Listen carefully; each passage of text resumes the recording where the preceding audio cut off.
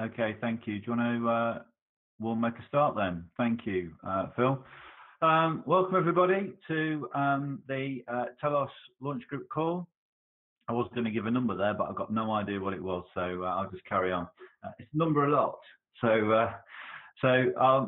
Usual rules apply, everybody. If you could say your name. I'm Jim from Telos UK. Say your name first time you come onto the call. We are being live streamed, so all the usual best behaviours, please. Thank you very much. And my usual sort of roundup of rules for voting. If you're a VP and you've been onboarded, if you're a community member, you've got an equal right to vote on this group. Our votes are 2/3 plus 1 majority to get something passed. You can vote yes, no, or abstain. The active abstention will be counted as a vote and therefore be added up in the maths for the 2/3 plus 1 majority. If you're unfamiliar with that, an abstention in layman's terms will actually has the same effect as a no vote. So even though it's not a no vote, it has the same effects of a no vote in this particular voting system that we have adopted. Okay, I'm not going to take up any more time with takeaways. I think we're pretty all familiar. It was only a few days ago that we were on the last call, and all the agendas can be found in the archive. Can we please make sure that we're filled in the roll call at the bottom of the agenda? The agenda has been posted in Slack and is in the group chat. We have got the first thing that I'm going to move on to is something I've never seen before. It's completely new to me. This is tip 27. I believe that Jan can bring this tip forward. I'll just, before he does say that, I'll just say that I was in the RAM meeting, and I have witnessed a lot of the work that I'm going to call them the Telos Big Brains, or a lot of the Telos Big Brains came to work on this, and I do feel pretty confident that Jan's got something here that we can that we're all going to be happy with. But let's see what he's got to say. The links are in the chat. On the agenda. If you use the first link, which is the medium link, because I'm not sure that the GitHub link has been fully updated yet. So if you use the medium link to follow exactly what Jan is saying. So without further ado, over to you, Jan. Thank you very much. Okay. Thank you, Jim. I took the liberty to share my screen. I won't go into this right now. First, I wanted to say that so over the last 3 days, we've had many conversations and with those people who have actually come back to me and said the reason that I'm abstaining or voting no is the following. And that was extremely helpful, of course. So we've had many discussions with these people to improve the tip and to get them hopefully towards a yes. But given the short amount of time, I have not been able to speak with all the abstainers, so my apologies for that.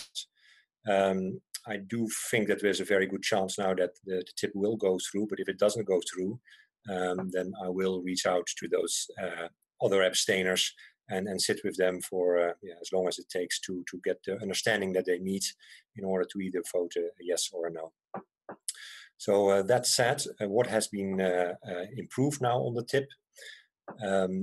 So we've made separation between the two objectives that we have with this tip. So one objective is to have a RAM reserve of about 1 GB, which the RAM director can use at his own discretion permanently, or at least until the Telos Foundation board feels it's appropriate. And within that account, we've now detailed exactly, and that's this spreadsheet that you see in front of you. Unfortunately, I can't zoom too much, but if people can see, so we're looking at the bottom half here. I'm moving a bit. Oh, it's moving everywhere.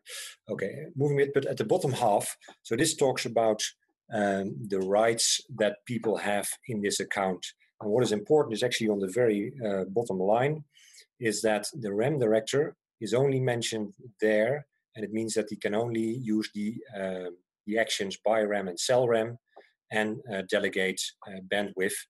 So that that last thing is in case For some reason, there is lots of activity, lots of apps deploying, and I need to have more bandwidth to get my actions through that I can actually do that. But the buy RAM and the sell RAM are obviously the main things that I need to do there. And those are the only things I can do there. So I cannot transfer funds, for example, from this account. For that, the people who are listed here under active will be able to do that. I've suggested that for the next weeks at least, these 3 BPs will get keys to actually do that, although that is probably not going to happen, because I would propose that the funds stay in this account and that they can be used if we, after selling something, to buy something else. And in case things really go wrong, for example, in the sense that some of these people lose their keys, then we have here the owner block producers, and I've listed 9.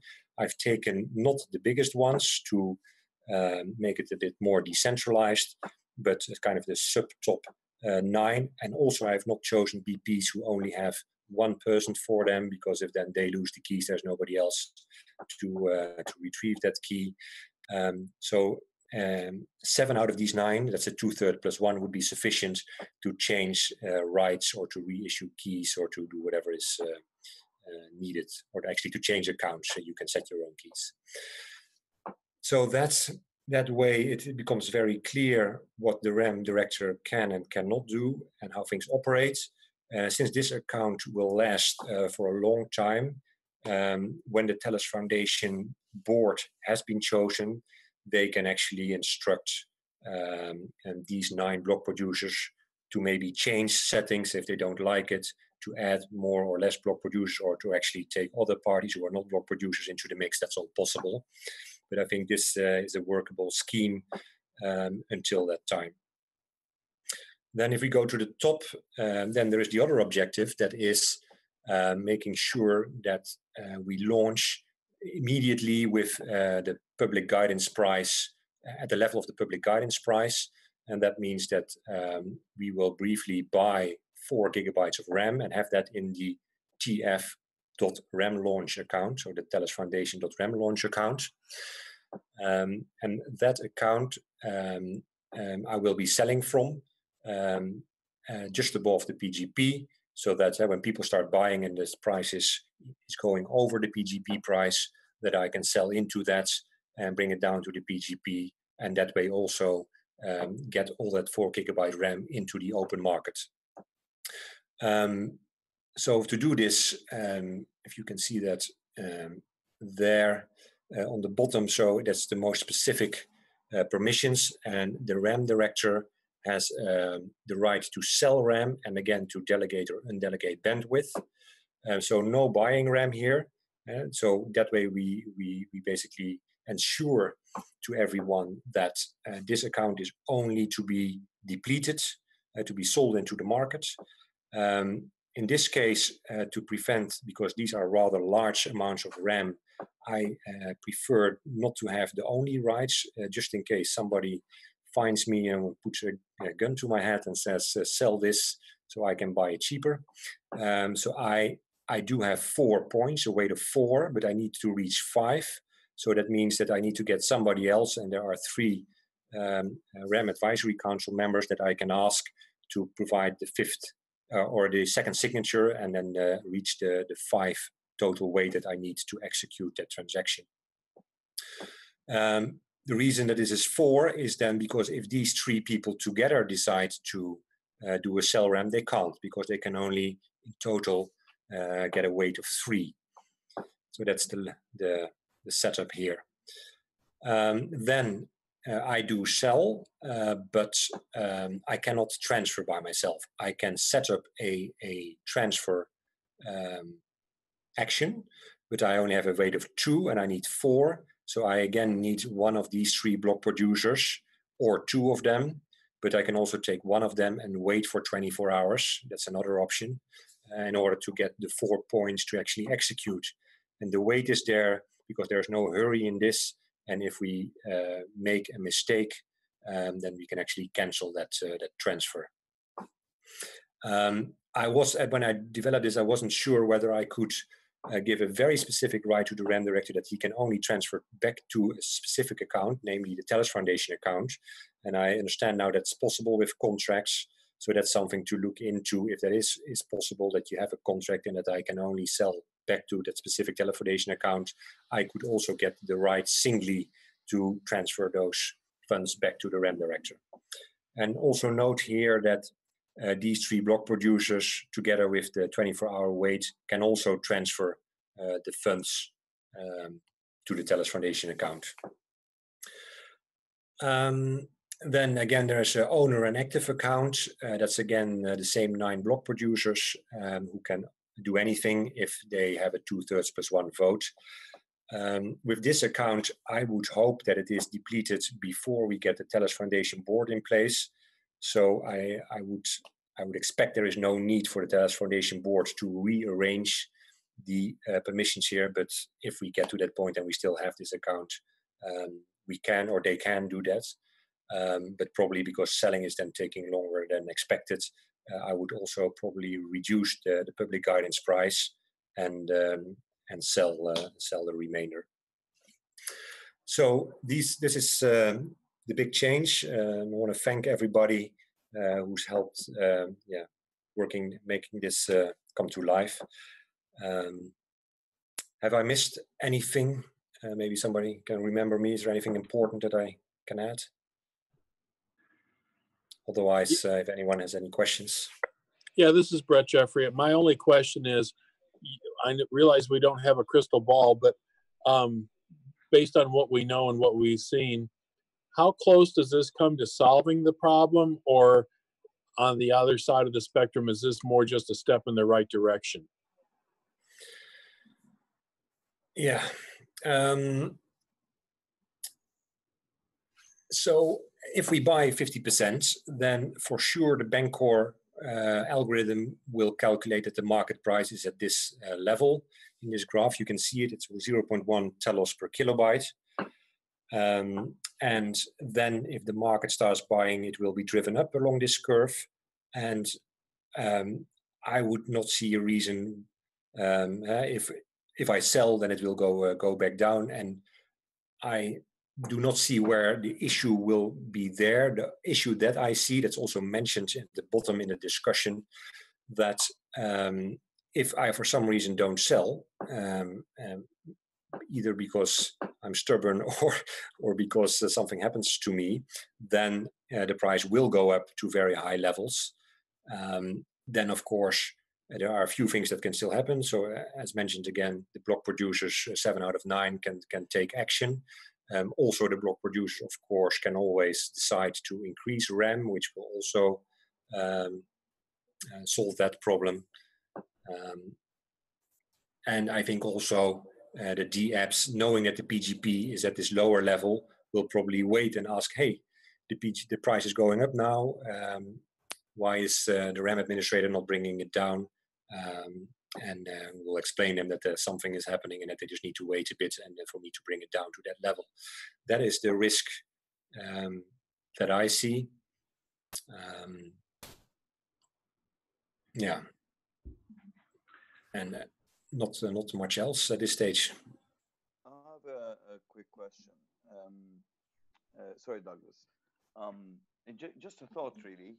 If just visibility from our side, would there be questions asked why those particular block producers were selected and added to work?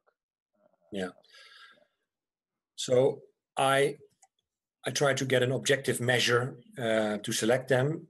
So these are the block producers who have more than one person in their team, who are not the 2 biggest one, who together have more than 50% of the tokens, and who were the first to join, because I think there may be 1 or 2 more.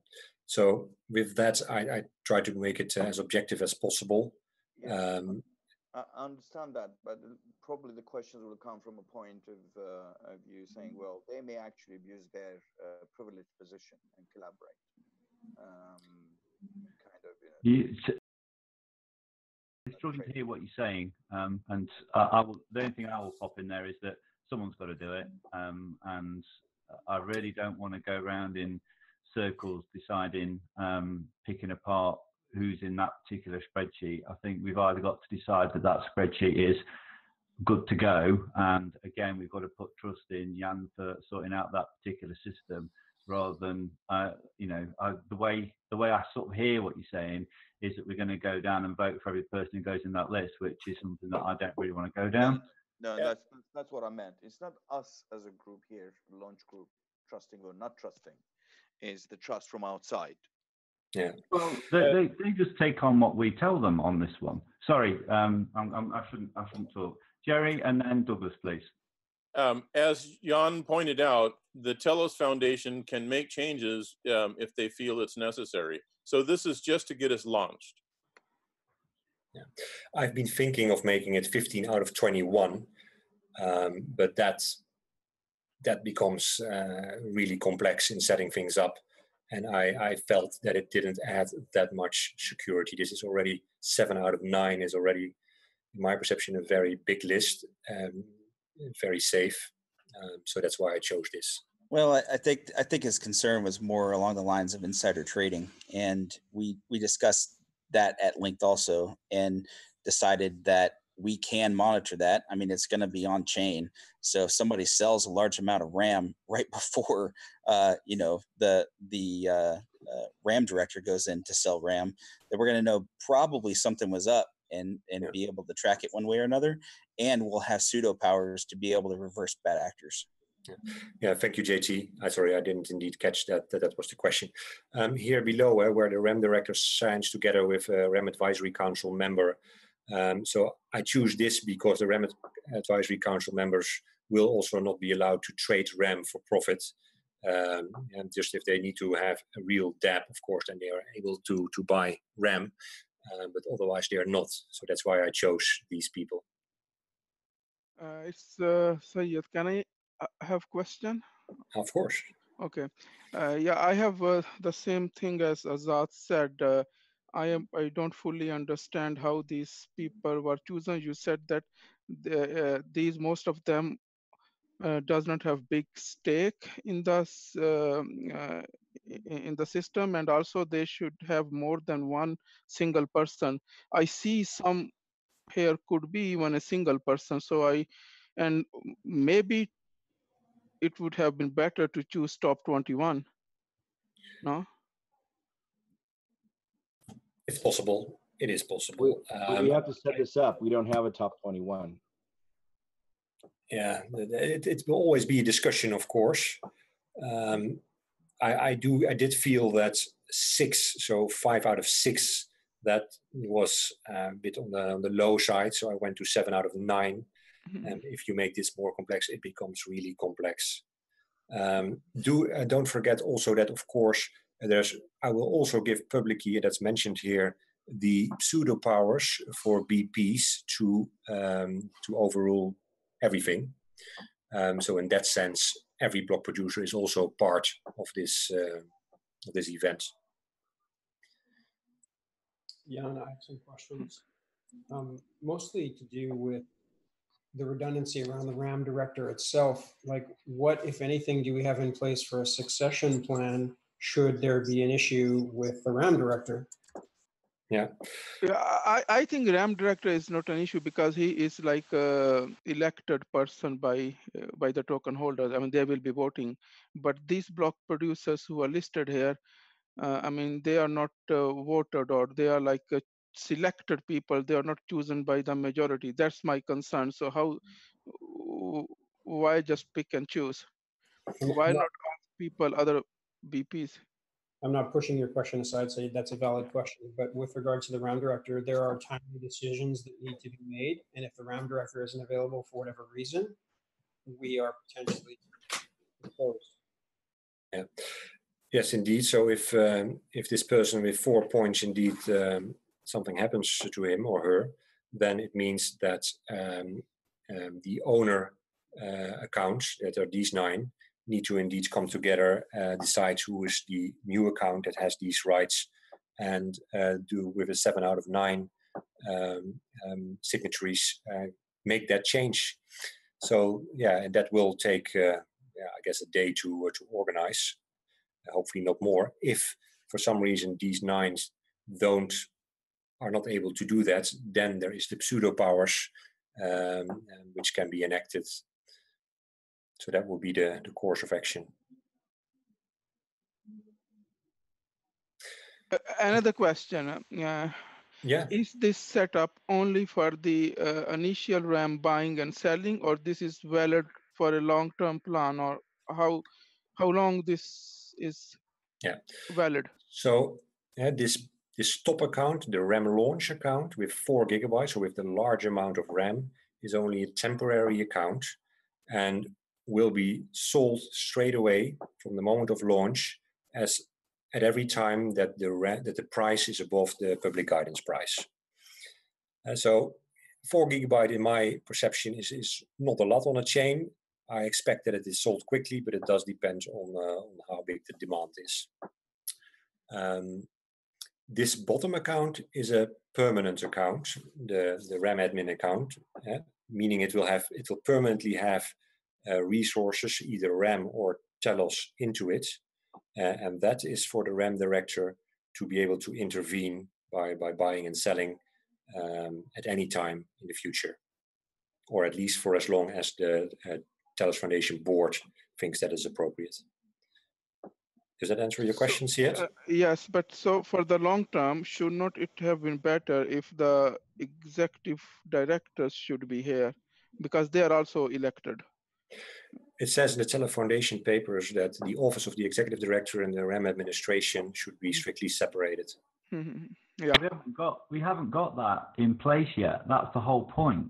We haven't got any Telos Foundation in place. That's why we elected Jan early, using on a temporary basis, so we could actually get this thing launched. So we haven't got those executive directors, as far as I'm aware, anyway. Douglas John's coming now. And this is not permanent, so it will be reviewed once the Telos Foundation directors are in place. That's correct. Yeah. Jim, you called on me, so I'll take that. Hi, Douglas Warren, Good Block. As I think everybody is aware, while I liked the general idea of this, I have been against it from the beginning, because I did not want to give any special powers to the Telos Foundation whatsoever. In talking with Jan over this process, starting with our call on Telos Talks and many calls up until very recently, I've come to believe that while it's not ideal to offer any special privileges, in this case, it is by far the best option for the launch of the network. I think this gives us a chance, and it's in line with and these are now very limited. And he's gone to great trouble to create actually, I think, a pretty elegant solution. I think this is one of the better uses I've seen of permissioning keys at multiple levels. I think it's pretty. I like it a lot. I think that if you really look at what he is able to do by himself, it is very little and very controlled, and those things are things that have that are at the very what we're asking him to do, the very function of his job. I would say, my understanding is, and I believe this is true, that moving forward, once we do have a Telos Foundation board elected, we'll be able to, that board or the Telos Foundation or the Telos Foundation voters will be able to make changes. Jan is right also that the executive director is by design siloed from any of these or any of these decisions. That's I think we all understand the value of that. And if people are curious why Good Block is not listed in any of his lists, it isn't my request. Jan did not leave us off. I thought that the more we can decentralize things away from Good Block, probably the better. So that was done at my request. I think these are really good protections. Nothing is ever perfect, but I personally can support this now, and I just wanted to mention that. I just wanted to add, Douglas, I got the request for the biggest block producers not to be part of this from other parties as well. Oh yeah, I expect so. Yeah, thanks for mentioning that. This is Brett. I move that we close discussion and move to a vote. Well, hang on a minute, Brett. I think you'll find that's my prerogative, so I'll just hang on for that. I'll call for that in a moment, if that's okay with you. I just want to go to Marlon, if you're on the call, please. We spent a long time in discussion last meeting. I just wondered if you could give a quick summary of your position at the moment for the group, please. Sure. As you guys know, I was a pretty vocal critic of this proposal, and over the past week I spent some time with Jan. We went into his idea in detail, and when he presented this solution, the majority of my concerns were addressed. So I will support this iteration of TIP 27.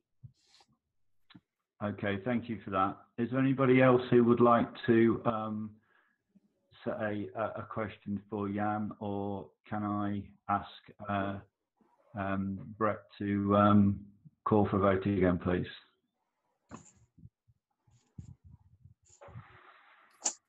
Okay, can I ask someone if they'd like to call for a vote on this?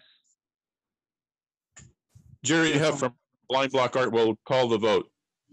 Seconded, Brett. Thank you very much, Phil. Did you get that? Jerry and Brett, first and second. I'll just stick my 2 pence in again here. We've heard from Douglas and also from Marlon and the other guys in the review. And I do actually believe that a lot of all of the problems that were highlighted last week, last call, have been addressed. And I want to commend the people on that team for coming together. There was clear, not conflict, but there was clear difference of opinion, and we worked it through in the group, and we've come to a very, very strong conclusion. So I want to praise them for that. Before I put in the question, please, please, please remember, you have 2 ways to abstain on this. If you feel strongly, you can abstain, and that will have an effect of a no vote. You can also abstain by simply not voting. An abstention is a non-vote as well. So I'm going to put the question into the chat, and can we please now vote? Thank you very much. This is Jerry Huff from Blind Block Art. I'm mobile now. Can someone type yes for me? I got you, Jerry.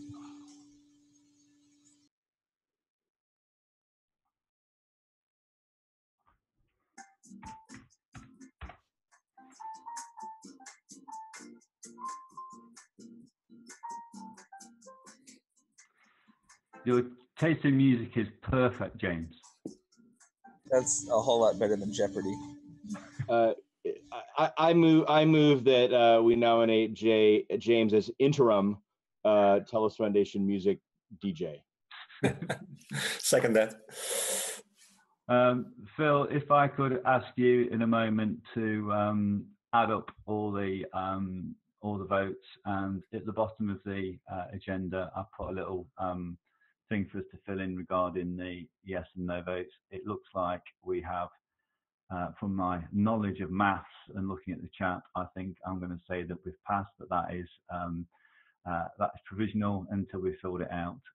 But okay, congratulations, everybody. I feel like we should do one of those little rounds of applause, because I think we hopefully got there in the end. So thank you very much for that, everybody. It's been a journey, but and also a necessary one. I think that's very, very clear that it was a necessary journey, and that our 2/3 plus 1 has worked, because it has given us we have gone back and back and back, and we've got to what we hope is the correct decision. So go Telos, let's move forward. So can I please look at section 4, please? Oh, just tip 31 has been withdrawn. That's been sorted out in the chat. So thank you for that. And thank you, Jerry, for withdrawing that. I believe that's all done and dusted. Let's move to the working group chairs, which is moving us on to getting us to launch as quick as we can, which everybody is clearly what we want. So arbitration, Douglas or Brett, if you want to say anything on arbitration. Yeah, this is Brett. We're good to go on our panel. We can always use more, but we've got I believe 6 now that have said yes, and that's plenty to get us where we need to go. And they all look to be good to absolutely fabulous candidates. Yeah, I agree. The arbitration on the development side, the arbitration contract continues, and Peter can talk about that. But in fact, there's some question when we look at arbitration, because there is a 1-month arbitrator election during before we can have any arbitrators.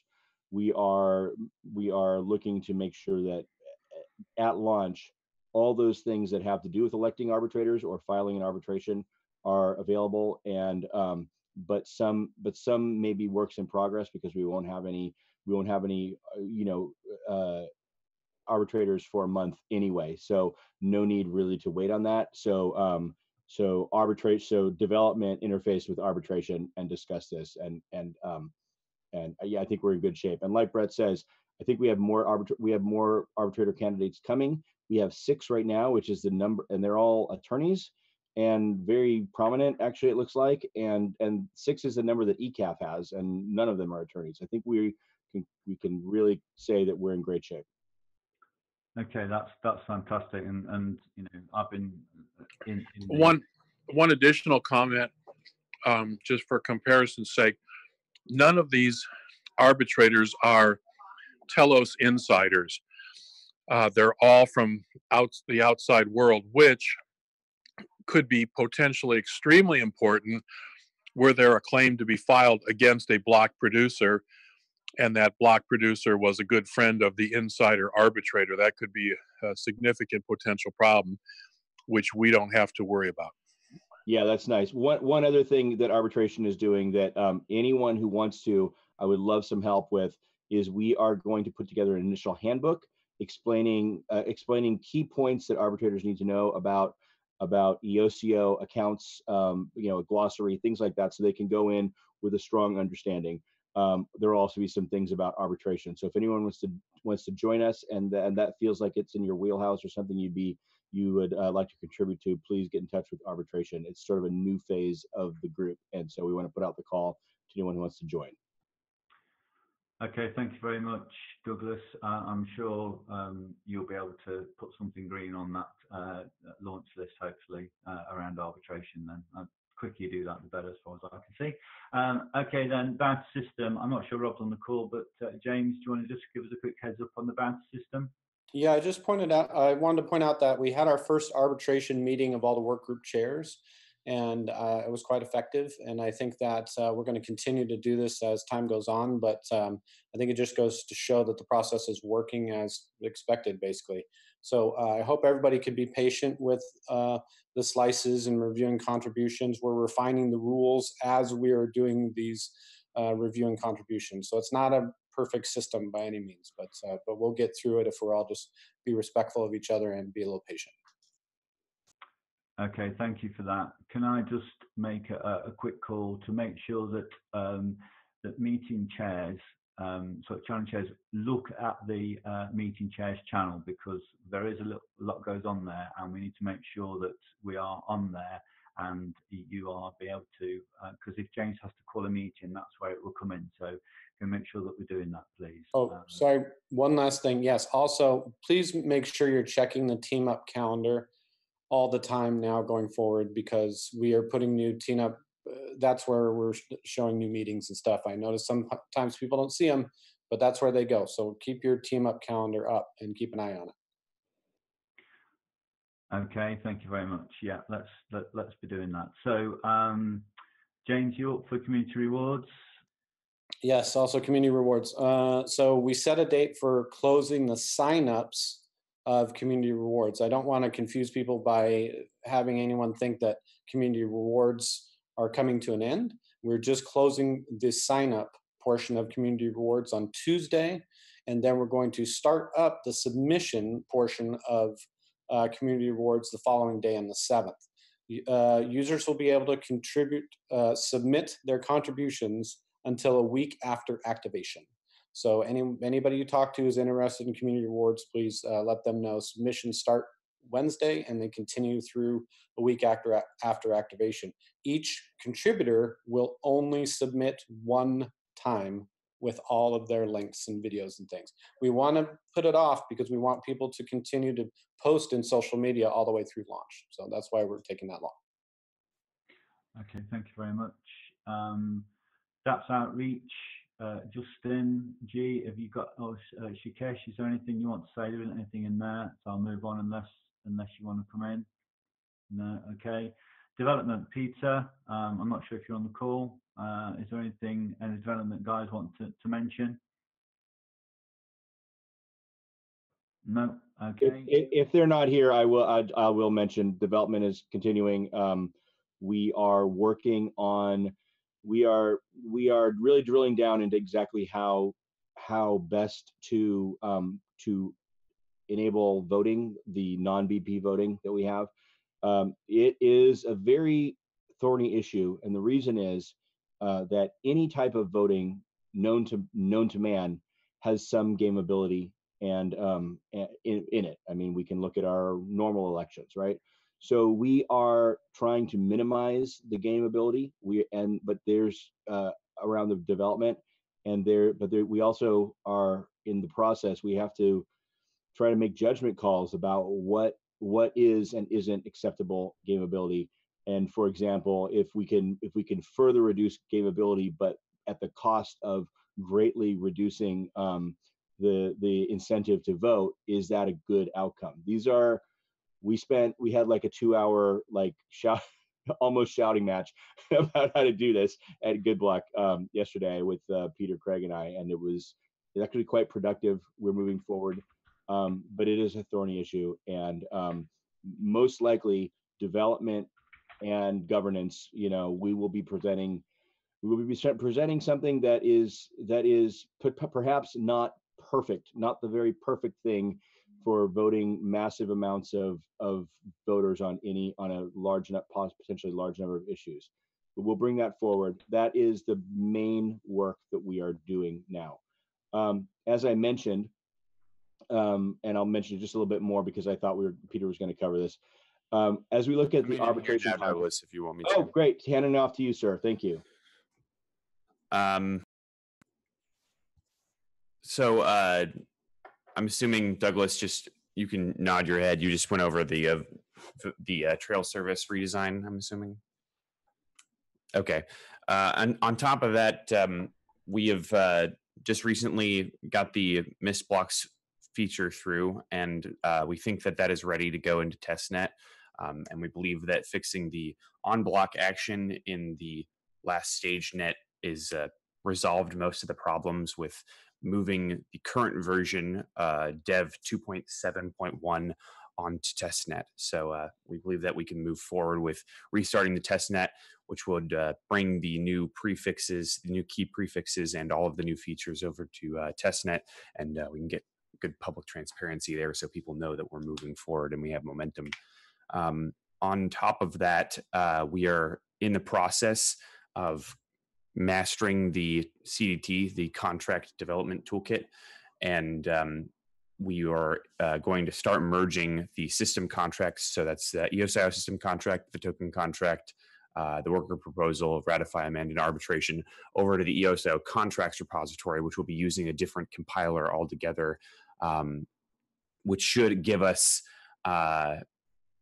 upstream merge compatibility. It should increase the speed of our contracts by quite a bit. And just by looking at some of the benchmarks, we should get about 20% increased performance on these contracts, which should be pretty amazing. And with the new multi-threaded technology they're going to be putting into the signature verification. And yeah, thank you, signature verification. We should be good to go. I'm getting quite a bit. Wow, JT, that is a new look for me. I mean, I haven't seen that before. But yeah, once we get the once we get that signature verification code in there, we should see a huge performance increase on our nodes, which will also look good publicly. We should merge that in as soon as possible, and then try and relaunch or get Aloha EOS to relaunch their benchmarking contract so that we can get that information out to those that are interested.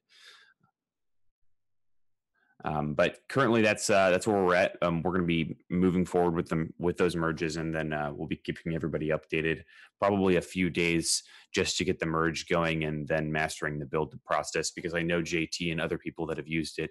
I even saw Joseph's name on an issue on the EOS contracts repo, so that other people are having issues just building this thing, and we're going to hope to fix these problems and then push a PR upstream to resolve that. Yeah, that's where we are currently. If I can't think of anything else. So development update. Yeah. Just to clarify one thing. So the testnet will be updated using the dev 2.7.1 tag probably tonight. And even without the contracts, with the current contracts that will be pushed, we'll be able to follow up with ratify, man, trail, all that good stuff on the testnet without having to restart the chain again. This is true. Yeah. Yeah. Thanks, JT. And let's make sure when we do that, we have the most recent copy of the changed keys so that changed people can verify.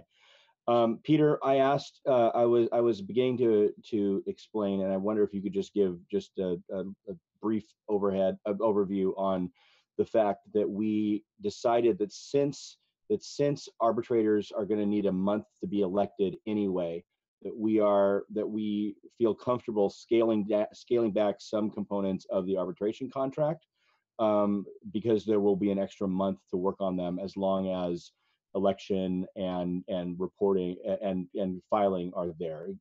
Could you touch on that, please? Yeah, of course. The arbitration contract has a lot of functionality built into it. It'll have the ability to vote, the ability to set up cases from a member perspective. It'll have the ability to join cases together. There'll be a slew of arbitration administrative actions, changing the status of a case, updating a case, adding evidence, accepting evidence, things of that nature. So we believe that if we focus on the things that need to function at mainnet launch, we can get a working version for just that first month, giving us a window to finish the front end, which we believe is necessary in order for the use of the contract, and also to finish the arbitration administrative actions. So that those features would be registering as a candidate for arbitration, voting for arbitrators, the ability to set up a case, the ability for the EOSIO prods to vote to configure the contract, which would be like the basic fee structure, how many seats there'll be available for voting, and that kind of thing. The ability to join cases together, and then we'll have to come to an agreement on what those tables look like so that we don't have to change them later. But any of the administrative actions for arbitrators don't necessarily need to be implemented, because there won't be any arbitrators for at least a month to run those actions. We'll set up the case setup so that members of the network can create a case, and then they'll get to the point where they're waiting for arbitrator assignment, and then we'll have a backlog of cases to set up. But basically at that point, there's no one to run them, so we might as well just take that opportunity to make more time for ourselves and make the arbitration contract as solid as we possibly can. And so we feel, and we're presenting this to you to discuss, and let us know if we're, if this represents the group. We feel there's no benefit to the network to further delay it in order to get all these features that are impossible to use in a month ready to go. rather we should focus on these because they're the only ones that can really be enacted in that period of time anyway. And we feel that doing so would be a legitimate green check mark on the arbitration contract. But we just want to be, fully transparent about what we're talking about with everybody, so that you can judge that for yourself. This is Brett. I agree with that. I think that's awesome.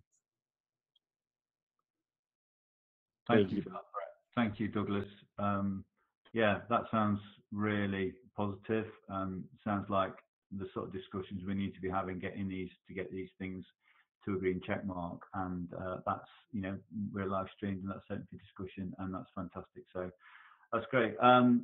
Beth, I know Roger's driving down the motorway, so you're up.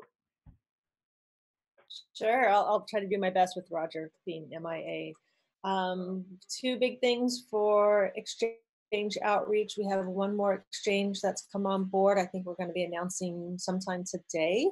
And then the other big thing is a conversation that's come up a few times in this meeting regarding if we should be paying for fees, especially for some of the larger exchanges in advance of launch. It's a pretty involved conversation. If you've been part of it in the Slack channel, that's great. We had a big meeting this morning, and really the reality is from a work group perspective, we are kind of on both sides of the fence. There's some strong pros and cons. Our standard has been to not pay for fees. We are a small grassroots organization after all. So kind of have to go back on that a little bit. So there's a lot of evaluating, a lot of strong opinions on both sides. I think where we are at right now is that as a work group, we are not willing to say yes or no, but we encourage anybody in the Slack channel who feels pretty strongly that we should look at trying to pay fees in advance of launch, where it would then become a foundation thing after launch. If anybody really strongly feels like we should do that before launch, we would suggest they write up some sort of little proposal, not a tip, but some brief proposal kind of explaining what they think their strongest argument is, so that we can then discuss and possibly either create a quick little voting system within the launch group organization, or have a quick call to talk about it as well. So I wish it was a really cut and dry situation. There are definitely some variables and some pros and cons. So as of right now, we recognize that there's a sense of urgency to have a decision made, but we don't feel like we have a strong enough opinion one or the other as a work group to make a decision. So that's so the conversation slightly continues in Slack with a little bit of an incentive to, if we get a proposal, we can put some structure around to make a quick decision. Okay, thanks, Beth. James, do you just want to come in on that? Because I think we're having a couple of different meetings on this, and this was discussed in a meeting that I attended under your watch. Yeah, sorry. I just wanted to say that we need to come together on a plan for this. I just wanted to figure out how it is that we go through the process of describing this, of doing this for one thing. And then the other thing is we all had a conversation about whether or not so what I'm getting at is we all need to get together and define a process for how we pay for these, and whether or not that we have the timing to do that or whatever. So please let's pay attention in Slack and get organized on that topic, because yeah, like James, right that's very much. Yeah, go ahead. That's very much, sorry, cut you off, but that's very much what was discussed in the actual work group for exchange outreach this morning. I think you're probably talking about maybe the bounty system. It would be great if we could consolidate this conversation to the work group Slack channel, because we're aware that there's a tool and a resource available in that work group. It's more of the principle and the practice and the management of it that needs to be discussed in exchange outreach. So if we could all make sure that anybody wants to join this conversation can maybe move it over there. Exactly. So we had that conversation. It came up in the bounty system, and I just want to make sure that we discuss these things in one place. And I want to make sure that we have a wide enough audience discussing this issue, because it's a lot of people. So if you're saying that you want to have all that conversation right in the exchange outreach channel, that's great. And I agree. Exactly. So, but I just want to alert the wider audience that we should be discussing these things right there, and everybody get in that, so that we have to move quickly if we're going to do this. So. Right, and we in that discussion, our action item, what the final decision really was, we are open to it But somebody has to come to us. Somebody has to actually love this thing enough and have enough of a plan that they bring an actual proposal and they say, this is the proposal. This is how it's going to work. We understand that this may be already pre-approved under slices, but no one's actually brought us a structure, and we don't have the bandwidth to do that. So if somebody wants that, you know, they need to tell us what it is. And to James's point, it needs to happen quickly, because we could be launching in a week. And if his time's out and we don't launch, then we've already anticipated, you know, one of the reasons for the Telos Foundation is to do exactly this. So we don't really lose the opportunity. Yeah, and as a work group, we recognize that it's very time sensitive. You know, we've got over a dozen exchanges that we're already in conversation with, and several that we have been kind of continuing the conversation until we have some sort of plan in place from the foundation as originally planned. But if we feel like there's a stronger value to having one of those on board prior to launch, I think that's where the conversation needs to really happen, because some of those actually take weeks to months to even agree to come on board and get set up in the system. So we recognize that this is very, very time sensitive. So yeah, I mean, you guys are saying the same thing I'm saying. Let's just not necessarily continue the conversation, but join the conversation, and that hopefully somebody will want to take those pros and cons and present a really strong case so we can actually have something to consolidate the decision around, because right now everybody has very strong, very genuine, very accurate opinions on two sides of the issue. Yeah, so exchange outreach and community rewards are standing by for that proposal, but we're not initiating any action. So if you are the person who wants to initiate action, please do so, and do so quickly. We'll respond quickly, but you know, that's where it stands, I think. Right, Beth? And otherwise, we're just going to keep toeing the line with all the great outreach the group has been really working on and developing those relationships, which have been priceless. So I'm guessing that one person's not on this call who would be actually putting that forward, but we'll wait and see. Okay then, so external comms, Beth, do you want to come back again, or can we spin on that one? I think we can spin on that one. It's same as last week. I think we're in a good place, but no specific tasks. Thank you very much. Governance, I'm going to skip over with a Twitch. The same with meetings and network maintenance. JT, Jesse, Jerry, does anybody want to come in on that? Yeah, Jesse from CalEOS. I just want to touch on two things. Kind of wanted to mention it during development, but it's relevant here. So the benchmark contract, Peter, I'll be deploying that. Aloha didn't do anything except just point to my node. So I'll deploy that contract. I'll make sure it's there on the new testnet, and I will compile it with the performance increases you described, so that we get to see that. And then just the other thing is that I want to make sure we're on the same page, that we're going to relaunch the testnet, including the injection of the snapshot. So people will be able to go on and see their balances. They'll be able to use the tools that we get with the prefix change to see that. And it'll be a good exercise for us to practice the launch and demonstrate our ability when the time comes to launch it successfully with all the snapshot balances injected, the Genesis balances. And also Jerry created, well, I think Jerry created it. There's a GitHub file that you need to add your BP names to and your owner and active keys to, because whatever's in there is what's going to get deployed tonight to the testnet. So if you don't have your BP name in there, especially if you don't have a Genesis account, you need to get it added so that we're not scrambling to add a bunch of BP accounts. Yeah, and like Douglas said, or go ahead. Yeah, we need to make sure we get the most up-to-date keys for all the updated key recovery people. Right, and I think people are aware of this from Slack, but just to be clear to our wider audience, we've discovered there is a bona fide network benefit to being able to know a large number of the block producer names and account names prior to launch, because it prevents a a gotcha that happens if we don't know enough initially to build a schedule. And so we are going to be creating new accounts for one new account for each block producer, whether they're in this group or not, who have participated. So that's actually open to not only people in this group, but if other people who are participating in the testnet but not in the launch group are out there, they are eligible for that as well, as long as they've been on the testnet at some stage. Has that gone out through external comms by any chance? I haven't been paying attention. Let's do that. That's funny. I've mentioned a few times in those groups to make sure you're letting external comms and marketing social media know about those things, and literally you read my mind, because I just dropped it in the chat again to remind everyone that we need to know about those things. We can make sure this team can make sure that they're sharing that information with all of our amazing public that is eagerly awaiting certain key miles.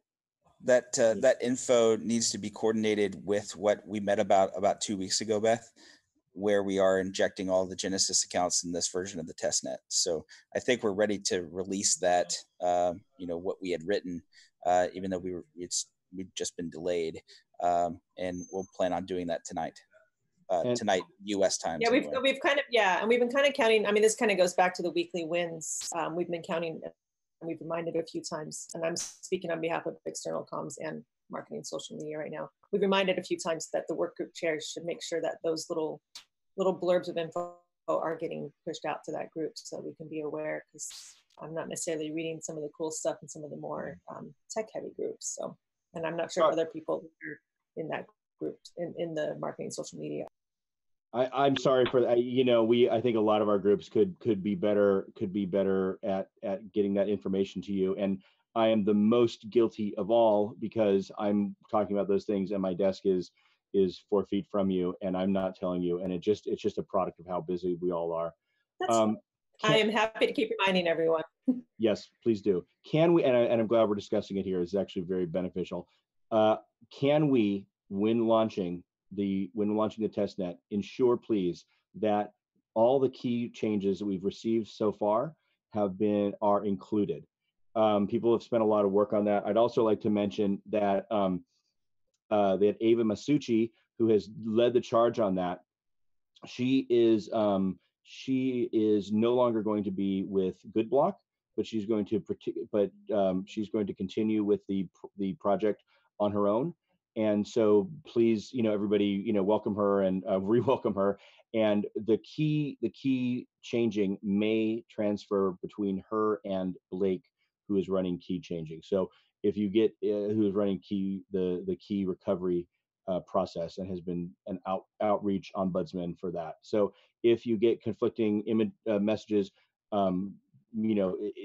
let's just be aware that that's just a transition issue. Can I just say one thing about that for the group? Yeah, Blake is token recovery for the most part. He's kind of leading that and running the database, and Justin Buck is on community rewards, managing people's keys and emailing people about that as well. Okay, so for the networking team and relaunching the testnet tonight, the takeaways are we're going to reach out and make sure that we get the most up-to-date key recovery spreadsheet, CSV, for us to inject tonight.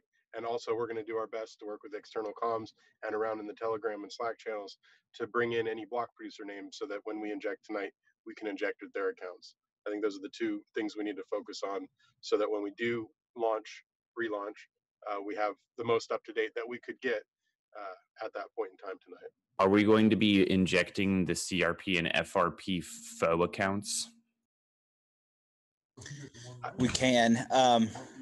I would probably prefer that we not, and we just move those amounts to their holding accounts. Sure. And then we'll worry about further injection later. I mean, because we're still going to have EOSIO, and we're still going to be able to create accounts through EOSIO, even though the procedure is changing also because of the changing contracts repository. And those accounts are not needed for the testnet.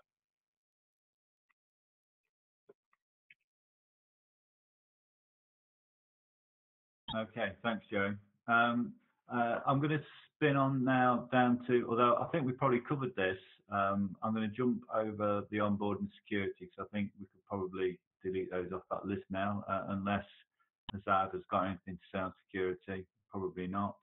No. Okay, thank you.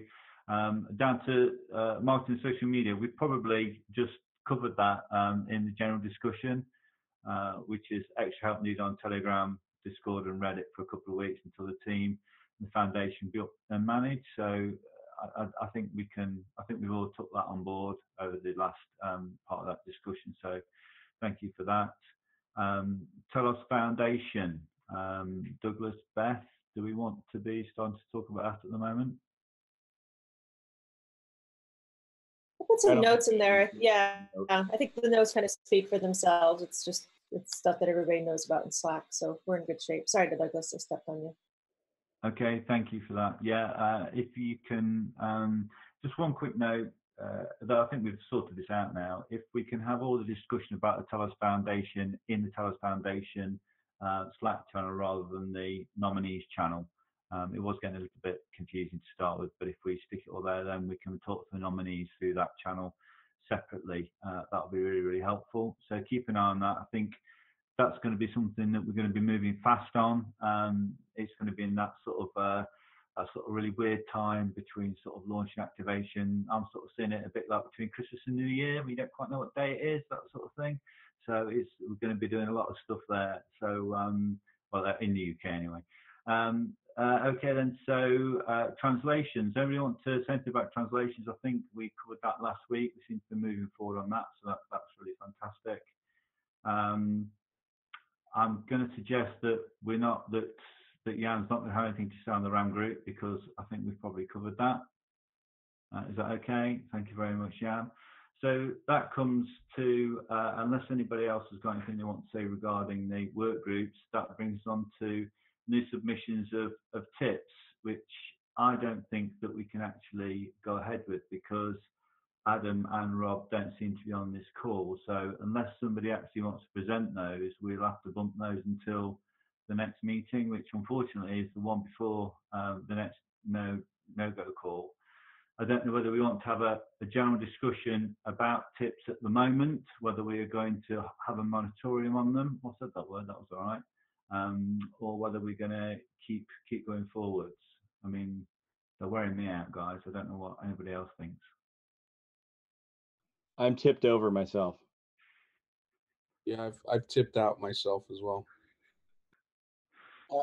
Can I just say something? I think that it is possible that there will be tips that we absolutely have to do, but I'm saying that I don't. If we don't absolutely have to have a tip at this point, let's not do it because it takes time to discuss and it takes time to even write it up. It's like really we should be narrowing our scope here at this point for launch, and we need to really think about whether or not we absolutely have to have a tip before we create one.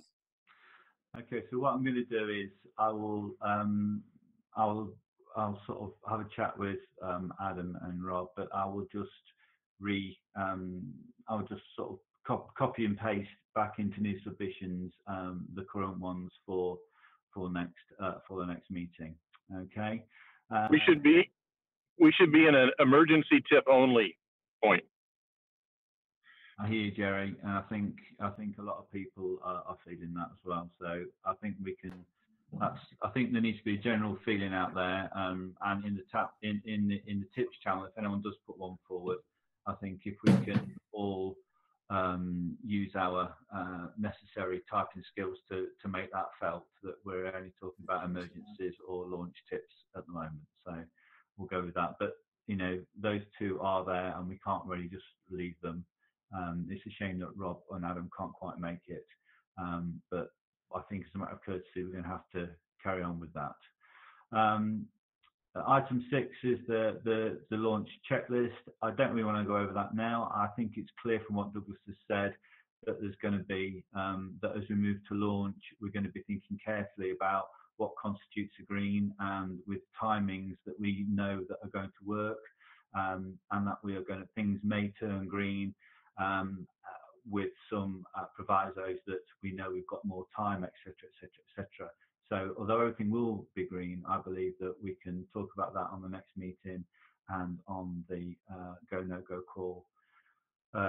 week. We're getting really close, guys, so I think that's fantastic. There's no items on the agenda that I can see that anyone's typed in, so I'm going to say the next meeting is Tuesday, the 6th of November at 600 UTC. Same back channel, same back time. Anybody happy with that? With that, I shall say thank you, everybody, for voting on the tip. And I think say cheerio and thank you very much. Awesome. Thank you, everybody. Go tell Bye, us. guys. Goodbye, everyone. Bye-bye. Thanks, guys. Can you just Bye. hold it Bye. open for Play us 2 out, minutes, Great music. Great music. Phil, please, so I can. I think James should have the Oscars music ready for me when I talk. We'll sign you out. Just play me off, yeah. We're gonna turn the lights off in your office. Okay, guys. All right, I've got everything. Cheers, guys. Bye. Thanks.